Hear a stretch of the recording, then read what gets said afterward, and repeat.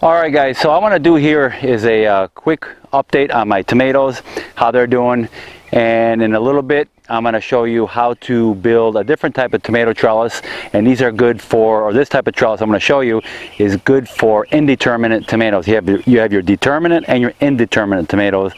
Determinate tomatoes are, just as it sounds, they're determined to grow a certain size, produce their fruit, and then they die. They're usually bushy and about 3 or 4 feet tall or whatever. Indeterminate, like what I have here, these are San Marzanos. They're more viney and they'll just keep on growing. So this is one type of trellis here with the cattle panels that I built in T-posts.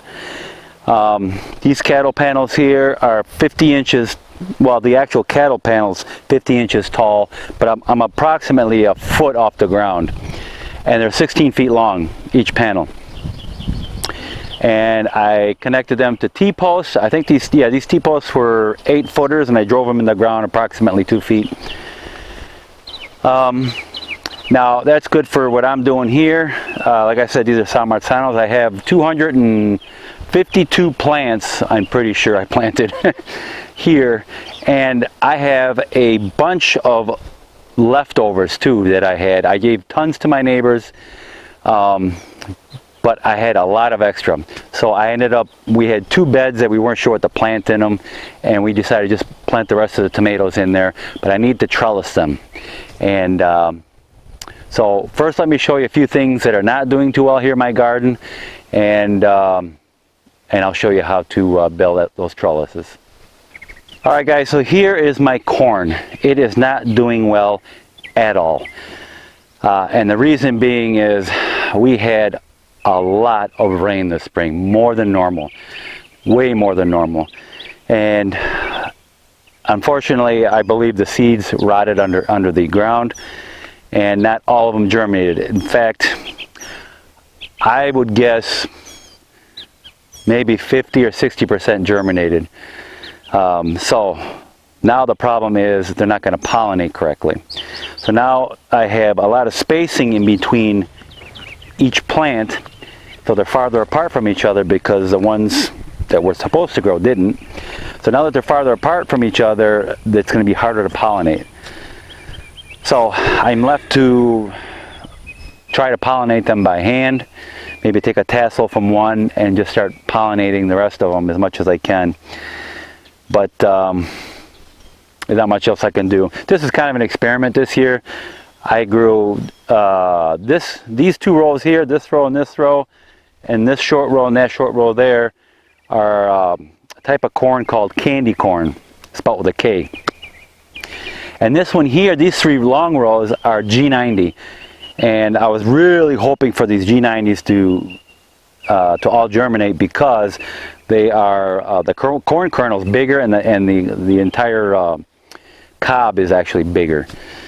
These kernels are pretty small on the candy corn, but they're supposed to be very sweet, so I got them anyways.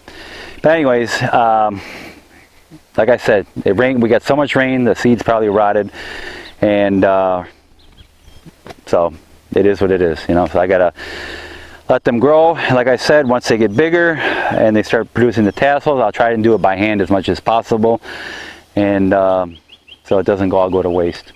Because if they don't pollinate correctly, you're going to have parts of your corn have kernels on it and the other parts won't. And all the little fine hairs on the cobs of corn, each one represents one of the seeds, the corn kernels. And if they don't get pollinated, then you don't produce a corn kernel. Alright, so here I have my row of watermelon. If you haven't seen that video, I'm going to put a link to that up here. This row here, I have, what do I have? 1, 2, 3, 4. I got actually 5 different varieties of melons here.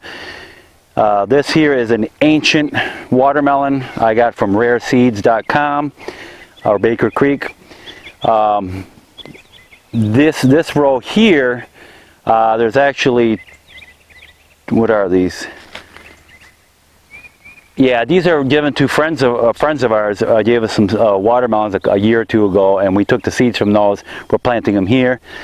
And the other 2 down there are a hybrid cantaloupe and a green honeydew. So I like those two. So they're doing pretty good. Again, we had so much rain. See, they sprouted and they were looking really good. And then we got so much rain that they actually started turning yellow. So imagine a watermelon have too much water. But they did. But now they're green again. The rain, and looks like we're getting a break in the weather for a while anyways. And they're doing pretty good now. You see what I got here? These are nectarines. I know the tree is young and you really shouldn't be letting the tree put out fruit like this, because I guess it stunts its growth of the tree. You want the tree to grow bigger and stronger and then have it produce fruit. But I got to try these things for this year, because if you know my story, all my trees in my garden are young. They're less than 4 years old. Since I planted them, 4 years since I planted them, so they're roughly 6 years old total age. But a lot of these I had to replace because it was either too cold in the winter or we got too much water, and I don't know, especially my figs. They did horribly. But anyways, we had bad problem with raccoons. They were eating all my nectarines and peaches and my watermelons last year. I came out here to pick some nectarines last year and I found pits around the tree, and that really got me upset. So if you haven't seen that video where I put electrical wire around here, and I put a fence around the border here on the ground to keep the digging animals like rabbits and things like that from getting underneath.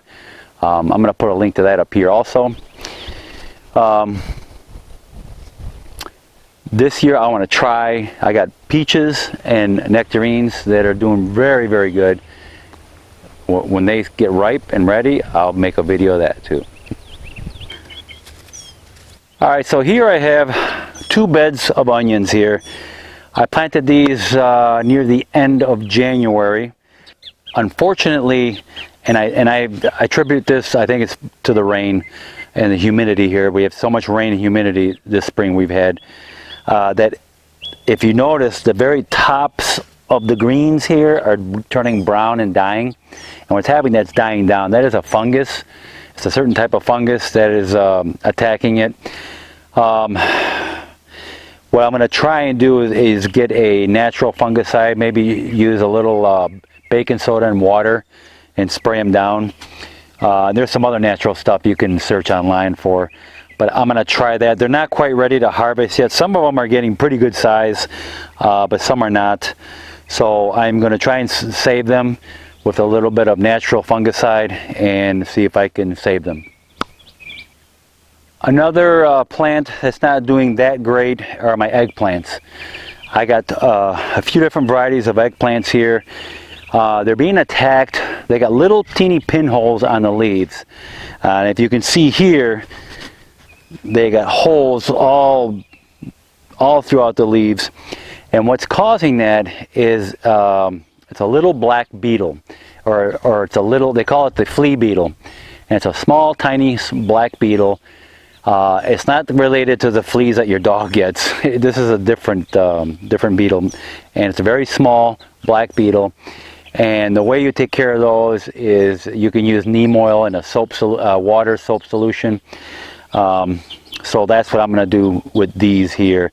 It doesn't actually kill the plant, but it will stunt it maybe, or slow it down, because obviously it's not getting all the energy from the sun that it would normally if it had a full healthy leaf. But nonetheless, it's something you don't want. So neem oil, dish soap is something mixed with water in a pump sprayer, and that should keep them away.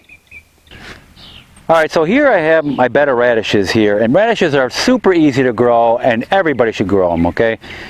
By the time you plant them and the time of harvest, you're looking at a month time there, and that's nothing. That's great.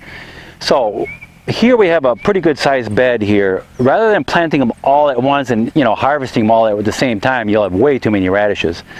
So what we did is planted them in thirds. Here we planted them at one time, and then about 2 weeks later we planted them again here, and then another 2 weeks later or so we planted them here again. So these we've already been pulling them out of here and eating them already. These are are very ready to harvest. And these are getting there. These are almost ready. And these, of course, are too tiny yet. But by the time we're picking out of here, I can replant over here if I wanted to. You know, and just keep doing that. So this is a great way to have radishes all growing season long. So these are my tomatoes that I had extra. I got this bed here and I have this bed over here. Now they're getting to the point now where they need some support. Like I said, these are indeterminate. These are going to keep growing. They're not like a bush where the determinate will only, you know, probably grow about that tall or so, bush out, produce their fruit, and they'll probably just need a little stake or something to support them. But these are indeterminate. These will keep on growing. They need support. I mean, I got a couple options. I could put a piece of bamboo there or a stake or something, but it had to be pretty darn tall. You can go that route. What I'm going to do here is I'm going to use, I got some 10-foot T-posts right here. I got two. I'm going to put one on each end and put those down here.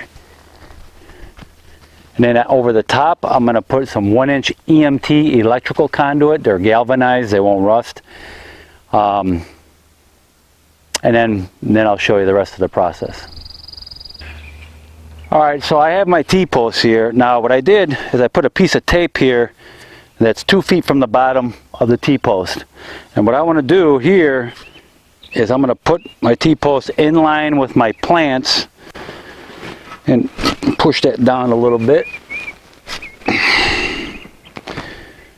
And we're going to pound this thing down pretty close to where that tape, where I put the tape.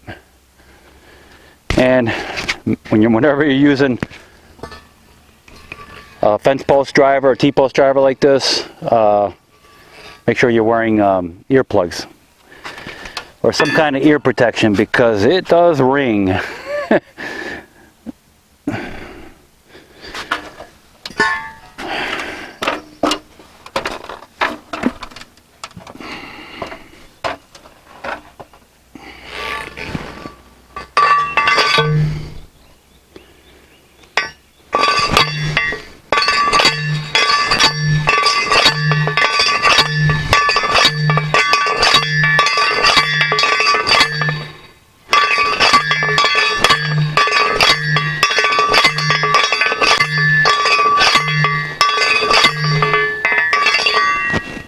That should do it.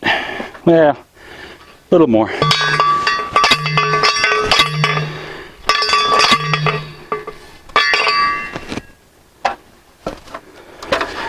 You know, that first foot of soil here is very soft.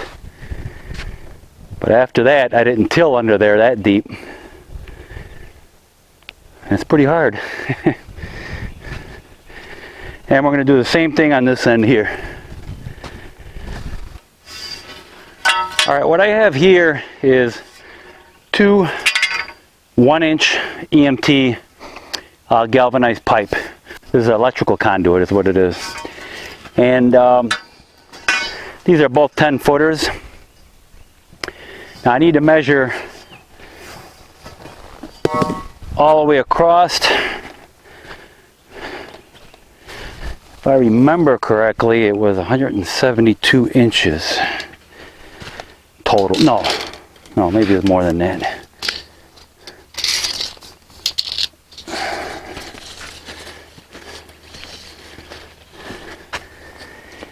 Yeah, 180 inches, 15 feet.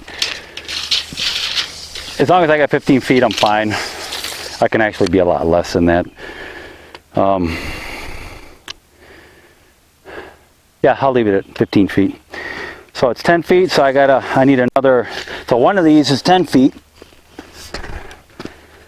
All right, so I need another 5 feet. I need to cut out of here. So I actually need to cut this piece in half, which is good. I'm going to use it for the other side also.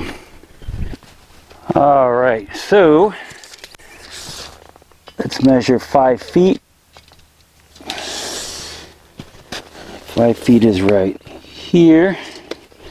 Now what I have is a pipe cutter, And this will cut up to 1 1/8, so it'll cover this.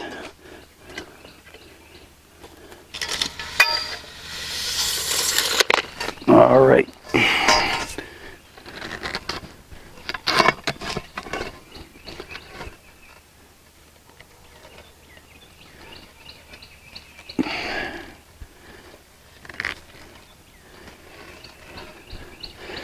As you're using these, every once in a while, give it a twist, tighten it, and it'll dig in and cut deeper. All right, so to connect the 1-inch EMT, the two ends together, we're going to be using this 1-inch EMT coupling right here. Now the screws that come with it, I'm going to take those out, and what we're going to put in there are these right here. These here are self-tapping, and they look like that. Okay, and we're going to replace these screws with these. All right, we got our 10-footer here, and we got two 5-footers, but we're going to connect those two together. We're going to take the coupling, put it on one end, make sure it's all the way in. Same deal with this, make sure that's all the way in. All right, now, like I said, I want to take these screws off, because, I mean, for what we want, something a little stronger, something with a better hold. I don't want this thing coming apart up when it's up there. All right, so we got this connected here. We're going to get the self-tapping screws.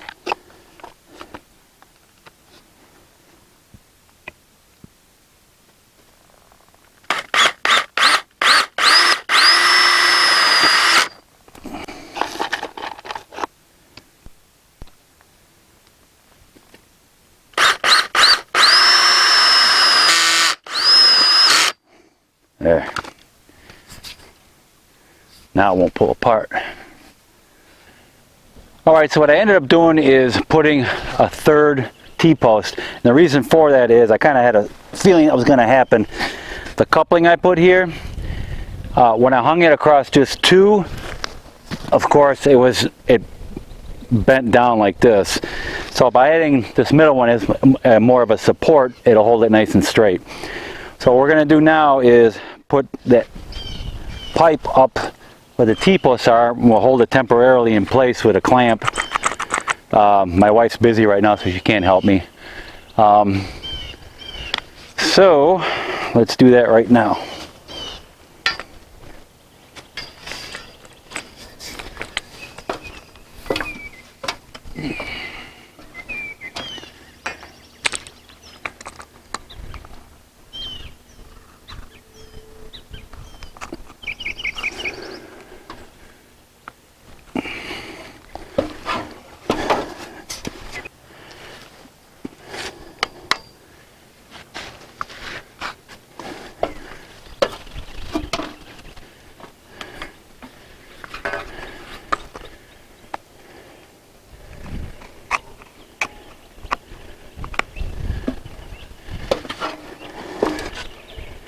And on this one, you see it's sagging a little bit there where the coupling is. I'm going to bring it up there.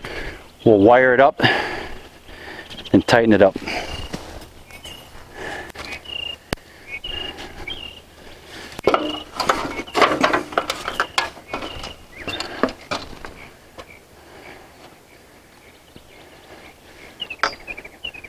Okay.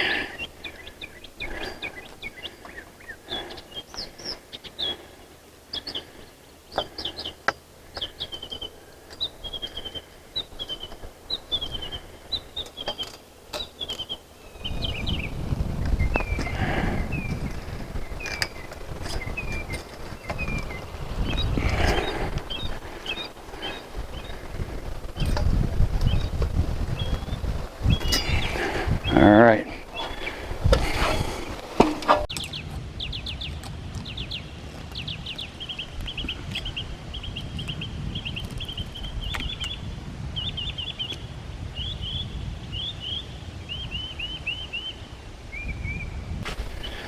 All right, now we got it all tightened up. Now remember, this is for us it's most likely just temporary.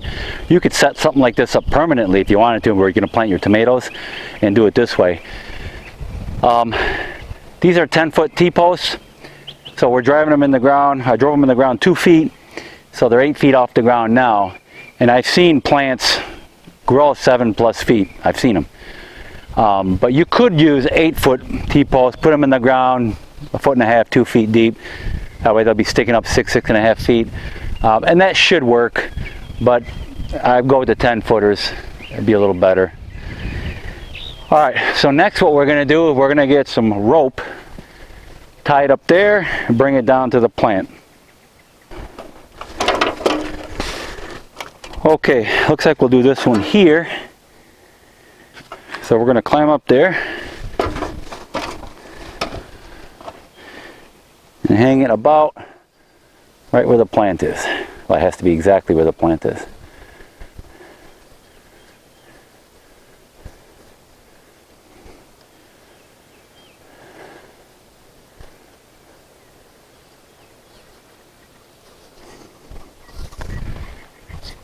If you need to slide it over, slide it over.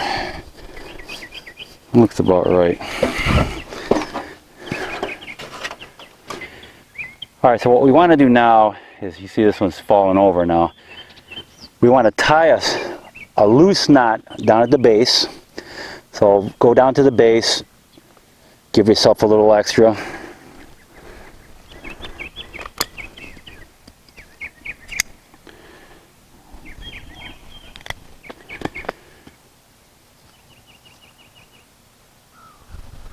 Now it's nice and tight, the string.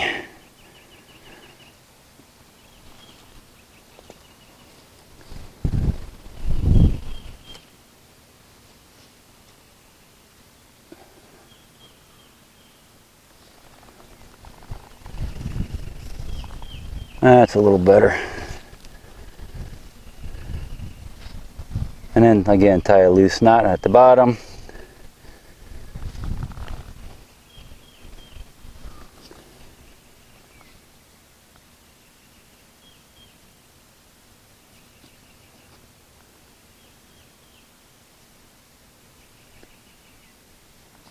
Okay, that's a little better. And as this grows, just continue to wind it around. We're going to do that for the rest of them. Now, as these are growing, you're going to have suckers growing out. You want to take those off. In other words, you don't want to get this too bushy, because you're going to have branches falling down. So take some of the suckers off, leave some that you want, but keep them pruned and trimmed nice. Because here, growing it this way, you don't want to get it too bushy. The idea here is just to have it grow up tall. Alright guys, so you get the idea. It's finished. T-post, electrical conduit.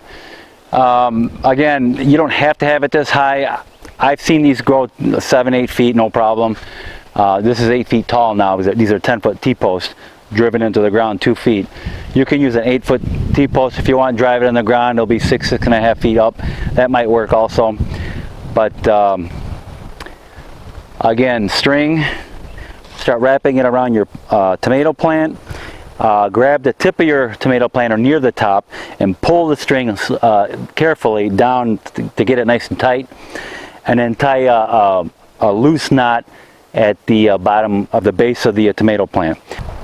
Also, what you can do, another way of doing it, rather than tying the rope at the base of the tomato plant, you could get a stake and then drive the stake, you know, a couple inches away from the tomato plant, and then tie the string to the stake. Okay, and that'll work too. But I've done this in the past and it works.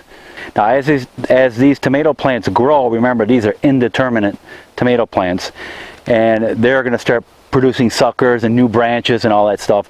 Well, we don't want that here. I can do that on my trellis, but I can't really do that here. So these will start growing up the trellis, and as they're producing suckers, you might leave 1 or 2, but keep them pruned. Don't let them get too crazy.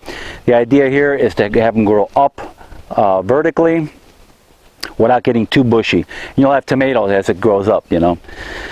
So that's it. Cut your suckers off, the ones that you, if they're getting out of hand, and just keep it trimmed, and it'll grow up and produce tomatoes for you like that. And this is another way of doing a trellis for tomatoes. All right, so thank you for watching. Please like, subscribe to my channel, and don't forget to hit the notification bell. And I will see you guys in the next video.